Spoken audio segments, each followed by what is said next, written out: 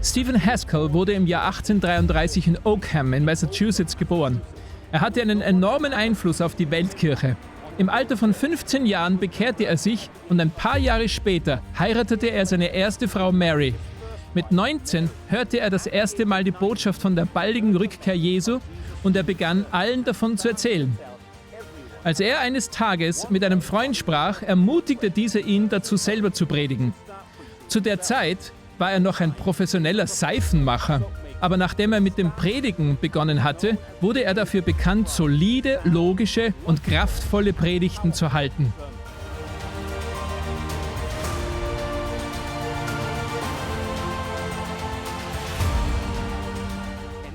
(1853) besuchte er ein Camp-Meeting in Winsted in Connecticut, bei dem er sich entschloss, durch Kanada zu reisen. Auf seinem Weg hielt er in Springfield in Massachusetts an, wo er William Saxby, einen Blechschmied, traf und ihn mit dem Sabbat bekannt machte. Anfänglich war Saxby ablehnend, dennoch hörte er weiter zu und nachdem er das Thema studiert hatte, erkannte er, dass es biblisch war. Und so verpflichtete er sich dazu, den Sabbat zu halten. Ein späterer Besuch bei Joseph Bates festigte seine Entscheidung.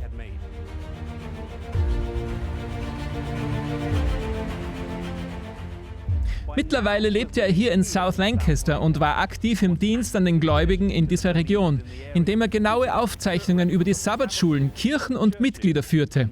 1868 überreichte er James White eine Kopie dieser Aufzeichnungen. Dieser zeigte sie J.H. Waggoner und J.N. Andrews, die so beeindruckt von seinen Fähigkeiten waren, dass sie ihn ordinierten, die New England Conference gründeten und ihn zu deren ersten Präsidenten ernannten. Damals war er gerade mal 37 Jahre alt.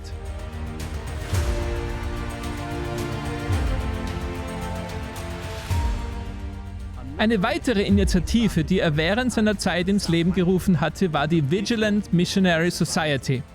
Zu Beginn verschickten sie Ermutigungsschreiben, verliehen Bücher und Zeitschriften und beteten für die Menschen. Mit der Zeit wuchs und gedieh diese kleine Gesellschaft, bis sie zu dem uns heute bekannten Adventist Book Center wurde. Aslan Haskell war ein sehr entschiedener und organisierter Leiter, der hier in Neuengland als Präsident diente, während er zeitgleich Präsident in Kalifornien und der Main Conference war. Als Präsident in Neuengland gründete er die South Lancaster Academy, die später das Atlantic Union College wurde. Hinter mir steht die 1884 erbaute Founders Hall, das älteste original-adventistische Schulgebäude.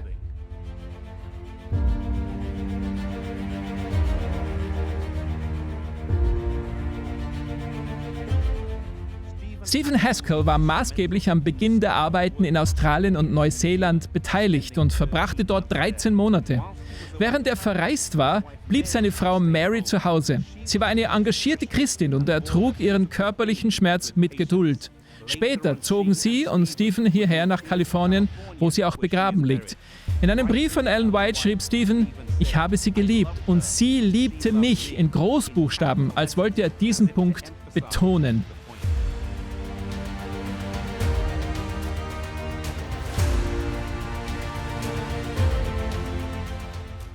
Der Herr schenkte Stephen eine weitere Frau, Hattie Heard. Sie war eine Pionierin und aktive Missionarin, die viel Zeit in England, Afrika und Kalifornien verbrachte.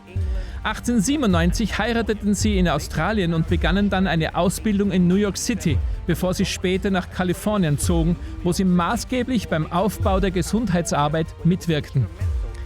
Später zogen sie nach Nashville in Tennessee. Und als sie dort waren, hörten sie die traurige Nachricht, dass Ellen White gestorben war. Aslan Haskell wurde gebeten, die Traueransprache zu halten, und er predigte über Hoffnung und Triumph.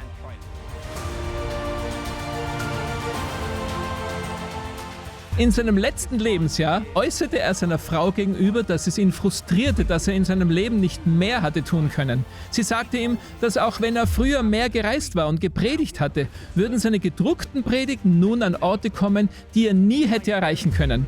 Er liegt hier in Kalifornien neben seiner ersten Frau Mary begraben, weil er die Brüder darum bat, ihn bei seinem Tod neben der Frau zu begraben, die ihm am nächsten stand.